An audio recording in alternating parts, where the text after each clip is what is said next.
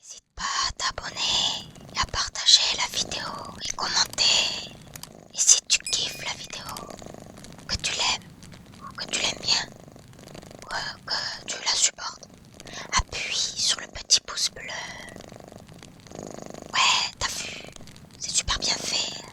Allez, bisous. Nous sommes le 19 janvier 2025. Depuis quelques jours, avant cette date-là que je suis en train de dire, on est en train de reparler de la grippe, comme quoi faut remettre les masques et tout ça dans les institutions, un petit avant-goût de la période 2020-2022, je crois. Et donc, ma question portera sur est-ce qu'on va revivre la même chose sous le nom de cette grippe? Parce qu'il arrivera à un moment donné que même un rhume, enfin voilà quoi. Je vais tirer là-dessus, demander est-ce qu'on va revivre la même chose? Est-ce qu'on va être reconfiné? Est-ce qu'on va revivre l'histoire des vaccinations en multitude? Est-ce qu'on va revivre ça?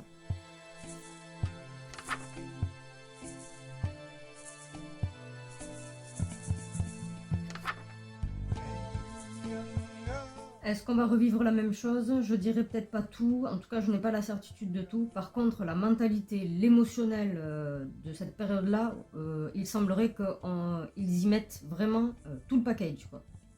Vraiment.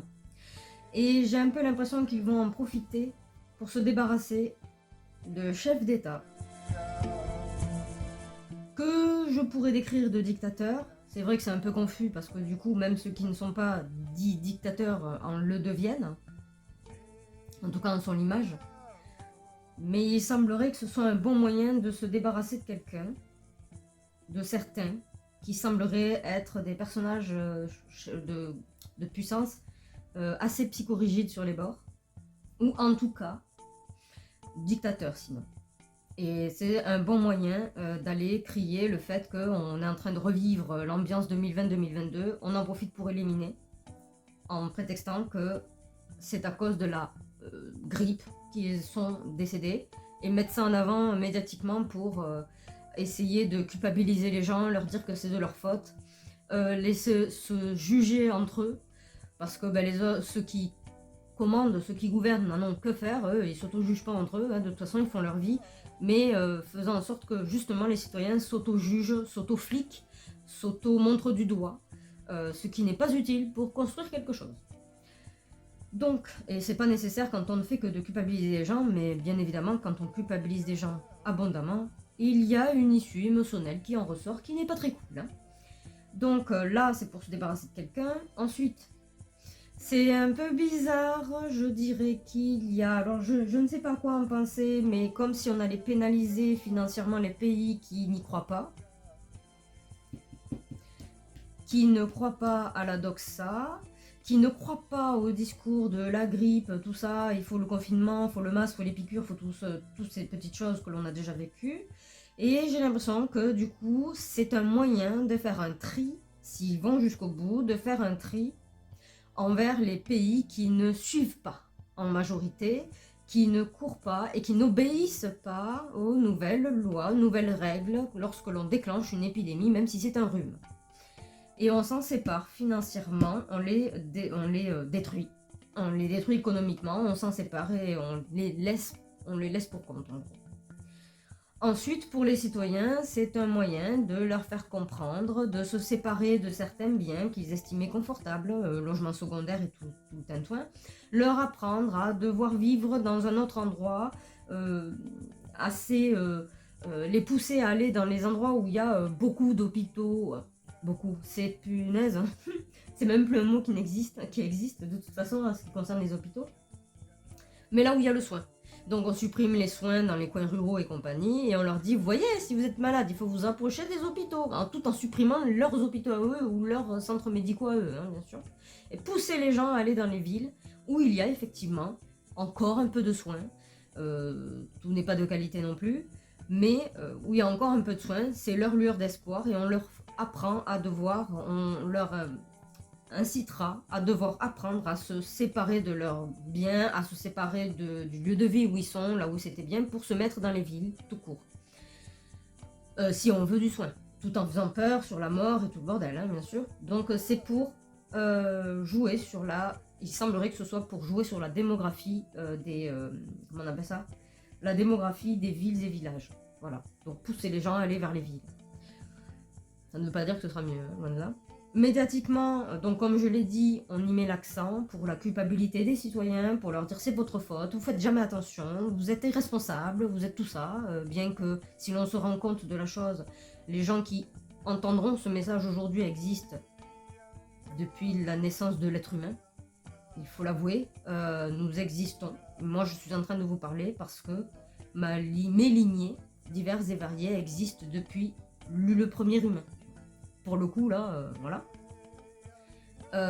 Et on existe encore, mais du coup, on met l'accent sur la culpabilité, c'est votre faute, c'est tout ça. Et puis, ça permettra que les citoyens s'auto-jugent entre eux et se montrent du doigt. Donc, ça divise, parfait, voilà. Pour ne pas avoir de cohésion sociale, autant les diviser.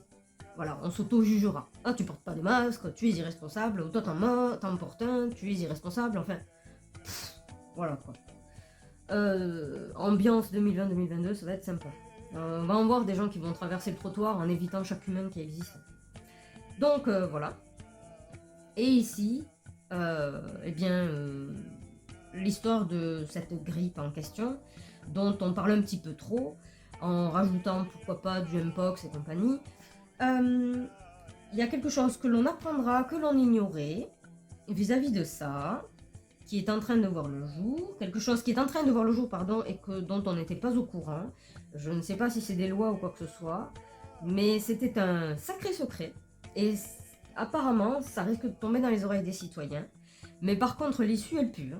Ça n'engendre pas de l'assurance, ça n'engendre pas du confort ou du bien-être. Hein. Au contraire, c'est vraiment de la peur et de la folie, c'est un truc de fou. Donc je ne sais pas ce que c'est, j'invente, ça pourrait être par exemple, mais voilà, on a la grippe parce qu'on est attaqué par tel pays. Voilà, un pays qui fait peur, hein, bien sûr, il faut que ce soit un pays qui fasse peur, pas un petit coin que personne n'a entendu parler et tout le monde s'en fout. Un pays qui fait peur et que l'on dise médiatiquement, on est attaqué par tel pays, ce qui fait que ça engendrerait la folie, parce qu'effectivement, contrairement à une balle, un flingue pointé sur les gens, ou des avions qui passent pour jeter des bombes, ben là, on respire, c'est fini. En gros, ça serait ça le principe. Et ça fait peur aux gens. Quelque chose de nouveau qui fait peur aux gens, qui les déstabilise, encore une fois, et qui leur fait faire des actions complètement comme des démons. Voilà. Comme des démons. On ne sait pas où aller, comme des poules sans tête. Voilà. Et là, ça leur fait faire ce genre de choses, de comportement. C'est de l'ingénierie sociale, et c'est une modification démographique. Profitons-en aussi pour éliminer les chefs d'État que l'on estime trop psychorigides vis-à-vis de ce discours-là et des conditions lorsque l'on dit il y a un rhume dans tout le pays, faux confinement, masque et piqûre. Voilà, tous ceux qui ne sont pas d'accord, éliminés, séparation des pays qui ne suivent pas le principe médiatique, éliminés, on s'en sépare, on les tue économiquement parlant. Et pour ce qui est de la population, ben, on supprime les coins où on pouvait encore se soigner dans les coins ruraux, et en leur faisant peur encore avec la grippe ou toute autre chose évidemment, on leur fait rappeler que ce sont des êtres humains et qu'un jour ils ne seront plus parce qu'ils ne sont pas éternels et que s'ils veulent des soins, ben faut venir en ville. T'es pas content, ben c'est pareil. Sinon tu restes où tu es. En gros c'est ça. Et leur apprendre à pousser les populations à aller vers les grosses villes. Et là une idée me vient en tête, les fameuses villes 5 minutes, 10 minutes ou 15 minutes, je sais plus. Qui sont beaucoup réfléchis et officiels, hein, voilà, c'est complètement officiel, et effectivement, pour que cela fonctionne et pour que l'on puisse canaliser, concentrer la population, il faut leur donner les conforts, les soins. Ce qui fait peur aux gens, c'est la mort de toute façon, donc tout ce qui est soins et sécurité, on leur dit c'est dans les villes que vous trouverez ça, mais il va falloir se plier aux conditions de la ville. Et si vous étiez heureux et paisible en campagne, eh bien, tant pis pour vous, vous savez, vous pouvez mourir. Et nous, on a supprimé les hôpitaux, les médecins, tout ça, on s'en est débarrassé dans vos coins. Venez dans les villes pour trouver le moyen de peut-être vous faire soigner. Et ceci est moins sûr, évidemment, en sachant comment c'est en train de se passer. Un petit peu quand on veut dire à d'autres qui sont dans d'autres pays, venez dans ce pays-là, la vie est bien mieux. Non, il fait plus froid, et quand on est dans la rue, eh ben, il fait froid, et il fait toujours froid. Voilà. Non. C'est faire miroiter quelque chose. Mais ceci pousse à une démographie, un mouvement démographique. Et donc voilà, c'est auto-juger de la population, ils s'auto-jugent entre eux, ils s'auto-montrent du doigt, ils s'auto-critiquent, enfin bon bref, voilà. Mouvance 2020-2022, ça va être sympa. Voilà. Et engendrera la folie quand on leur dira comme quoi, ah mon dieu, j'ai inventé, hein, mais quand on leur dira qu'il y a quelque chose de nouveau qu'ils ignoraient jusqu'alors, qui est en train d'arriver, rapport avec la grippe, ou certainement les lois qui vont avec, les obligations qui vont avec, et qui fait qu'on ne doit rien dire, on ne doit pas divulguer, ou on ne l'a pas dit, et malgré tout ce sera su, et ça va engendrer la peur et la crainte. Il y a des choses que l'on ne dit pas, on ne dit pas tout, on parle de quelque chose de nouveau que les gens ignoraient jusqu'alors, en rapport avec la grippe et les nouvelles règles, l'OMS, tout ça, mais qui, parce qu'il y a quelque chose qui est omis comme information, qui pourtant serait une clé, engendrera la peur chez les citoyens, la crainte, la folie, et puis ce que l'on peut voir quand on est déstabilisé et qu'on a peur de ce que l'on ne voit pas. Voilà. Donc là, je vais affirmer et infirmer. Ah, vraiment, la solution, c'est de passer par les citoyens eux-mêmes, quoi. Les citoyens veulent de la paix, mais on va faire en sorte que ce soit eux-mêmes le producteur de la guerre, quoi. C'est vraiment le coup de grâce, c'est ce qui est souhaité, c'est ce qui est attendu, c'est que les gens reprennent ce comportement animal où il fuit l'humain lui-même. Il se fuit lui-même et du coup il fuit l'humain lui-même. Tout ceci en oubliant que s'ils existent aujourd'hui, c'est qu'ils existent depuis le premier humain quand même. Hein. Balèze. Hein. D'autres ont péri. Et là, c'est la clé, hein. Ne pas tout dire, ne dire qu'une partie dont ils n'étaient pas au courant, et puis c'est apparemment c'est ce qui est attendu. Je suis désolée, hein, c'est de l'ingénierie sociale et de la démographie, du mouvement démographique. Et ça, par contre, en ce qui concerne les personnes marionnettes, chefs d'État ou ministres, ou ce que l'on veut, qui ont le pouvoir dans les mains de certains pays, et que l'on profitera pour éliminer, ou isoler complètement, mais éliminer, je pense, parce que c'est quand même un cercueil, quoi. On sera peut-être au courant plus tard. Peut-être pas directement, mais quand on entendra « Oh, il est mort de la grippe, oh, il est mort parce qu'il a pas fait le masque, ou parce que machin », et que c'était quelqu'un de politique, ou quelqu'un de très important, un gros PDG ou quoi, je pense plus à du politique, hein, d'accord. À ce moment-là, il faudra avoir l'oreille faudra avoir une oreille tendue, parce que ce sera pas du tout les raisons officiellement dites qui seront issues à l'origine de sa mort. Mais du coup, ce sera politique, quoi. Un mercenaire, un tueur à gages, ou je ne sais trop quoi, un accident soudain, voilà, un suicide, je sais pas. Mais en tout cas, voilà, ce sera pas l'officialité, là, à ce moment-là, faudra entendre l'autre version. C'est-à-dire, on l'a éliminé, on en a profité, mais on vous dit à vous que c'est parce qu'il avait porté le masque, il n'a pas été piqué, il a chopé la grippe, il a eu un rhume, enfin, tout ce que l'on pourrait dire, quoi. Ouais. Bon, je vous laisse avec la conclusion. Et en soi, si vous souhaitez regarder d'autres contenus qui, pour certains, sont déjà arrivés, moi j'en apprends de jour en jour, sur mes vidéos, comme je le dis, en fait, je fais des tirages sur la politique, l'actualité, des situations hypothétiques mais crédibles, ou des personnalités. Alors, si vous avez des suggestions, vous pouvez me les laisser en commentaire. Si vous avez un avis, ou je ne sais pas, des informations à me partager, pareil, en commentaire aussi. Et ce que vous avez pensé peut-être de la vidéo. Et peut-être que dans ces suggestions que vous avez, il y a possibilité, vu que je vais vous lire, que les prochains sujets à traiter seront peut-être un de vos sujets à vous, que vous me proposerez. Donc je vous invite à vous abonner, à activer la cloche évidemment pour être au courant quand je les sors. Normalement, à moins de ne pas avoir d'idée ou quoi que ce soit, je sors une vidéo complète tous les dimanches, au mieux que je puisse faire quand même, ainsi que le format court de ces vidéos le jeudi, normalement. Donc voilà. Et en soi, sachez que la version courte de mes vidéos, qui n'est que la conclusion, ne contient pas les détails qui sont dans la version complète, qui parfois sont croustillants, mais que je ne mets pas en conclusion, pour en faire vraiment une conclusion pour le coup, mais qui pourtant sont intéressantes à voir. Et pour des situations hypothétiques dont je vous parlais, j'en ai fait une par exemple sur le sujet, c'était et si le RSA, donc le revenu de solidarité active, était supprimé demain définitivement en France? Qu'est-ce que cela ferait? Et qu'est-ce que les gens qui n'en sont toujours pas bénéficiaires actuellement gagneraient chaque mois en supprimant ces choses-là? Et est-ce que la vie serait meilleure pour eux de toute façon?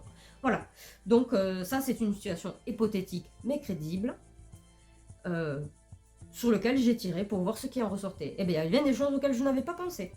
Allez, je vous invite à aller les regarder et je vous laisse avec la conclusion.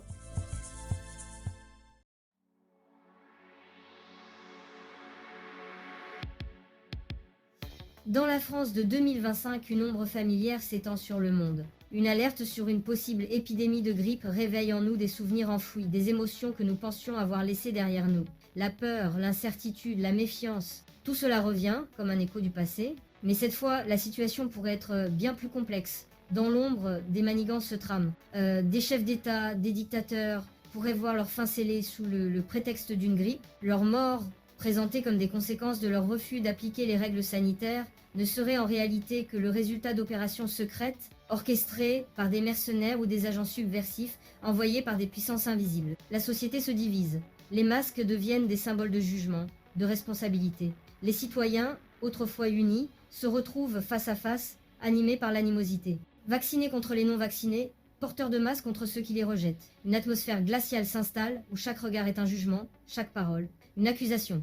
Et pendant que le monde s'effondre, certains pays pourraient être sacrifiés sur l'autel de l'économie. Sous couvert de directives sanitaires, des nations entières pourraient être abandonnées, leur destin déjà scellé depuis longtemps. Une opportunité pour les puissants de se débarrasser de ceux qui ne se plient pas à leur volonté. Dans ce climat de peur, un appel se fait entendre. Les soins, prétendument réservés aux grandes villes, incitent les ruraux à abandonner leurs terres. Les logements secondaires deviennent des fardeaux, des symboles d'une vie passée, à délaisser au profit d'une survie urbaine. J'espère que mon partage vous a plu. Je vous invite à vous abonner et à activer la petite cloche de notification pour être averti de mes futures vidéos. N'hésitez pas à cliquer sur le pouce bleu et à me laisser un commentaire dans l'espace concerné si vous avez apprécié mon contenu. En plus, ça m'aidera beaucoup. Le sujet plus détaillé et complet du résumé que vous venez de voir se trouve en cliquant sur le lien juste en dessous de cette vidéo dans l'espace description et dans le commentaire épinglé. Je vous dis donc, rendez-vous au prochain sujet traité. À très vite!